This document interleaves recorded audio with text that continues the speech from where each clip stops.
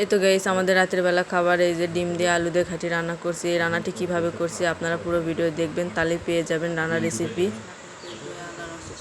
ভালো আছি, প্রতিদিনের মতো রান্না বান্না নিয়ে চলে আসলাম আমি হাবিবা। আজকে কি রান্না বান্না করতেছি সেটাই আপনার সাথে শেয়ার করবো।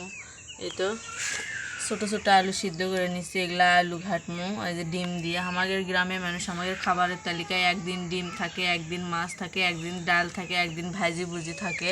সেটাই আপনার সাথে শেয়ার করি। আহামরি কোনো রান্না বান্না করি না, যেগুলো আমরা খাই সেগুলোই আপনার সাথে শেয়ার করি। আমি আলুটা হাত দিয়ে ম্যাশ করে নিচে নিয়ে যে গোটা গোটা রাখছি। আমি ওনের ভিতর মশলাপাতি দিয়ে দেবো, তেজপাতা, দারচিনি, আলুর ভিতরে এইভাবে দিয়ে আলুটা কষাই রান্না করি, সেটা আপনার সাথে শেয়ার করে দিয়ে দিন। গুঁড়ো মরিচ দিয়ে দিচ্ছি, পরিমাণ মতো হলুদ দিয়ে দিলাম। দিয়ে আমি এখন ডিমগুলো পিস পিস করে আমি ডিমগুলো ভেজে নেব। এটা এই ফাঁকে এটি থাক।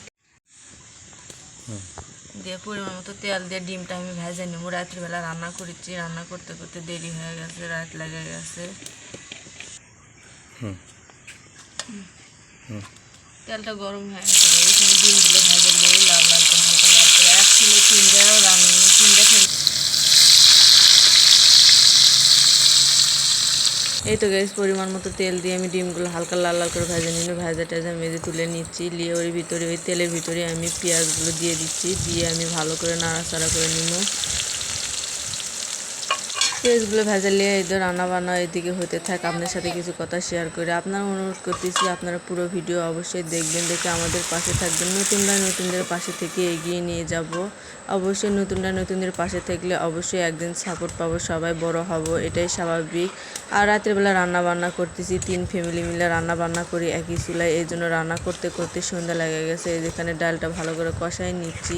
রাতের বেলা রান্না করা অনেক কষ্ট, ধরতে গেলে একটা চুলায় 3 বেলা রান্না, 3 জনে অনেক কষ্ট করে রান্না বান্না করি। রাতের বেলা পোকা পাখি পড়ে, অনেক কষ্ট করে রান্না বান্না আপনাদের সাথে শেয়ার করতেছি।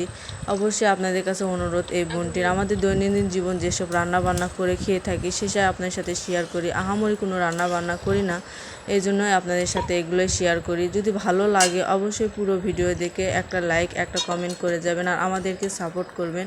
এই যে এখানে বলক চলে এসেছে, ডিমগুলো ভাজা ডিমগুলো আমি দিয়ে দিচ্ছি। আমাদের গ্রামের মানুষরা দৈনন্দিন জীবনে ডিম, মাছ, শাক সবজি এগুলোই থাকে, সেগুলোই রান্না বান্না করি, সেগুলোই আপনাদের সাথে শেয়ার করি, এগুলোই খাবার খাই আমরা। আপনারা পুরো ভিডিও দেখবেন, অবশ্যই অনুরোধ রইল। এই তো রান্না বান্না হয়ে গেছে, এখন আমি পরিবেশন করার পালা। কেমন হলো রান্না বান্না? যদি ভালো লেগে থাকে অবশ্যই আমার পাশে থাকবেন। সবাই ভালো থাকবেন। আল্লাহ হাফেজ।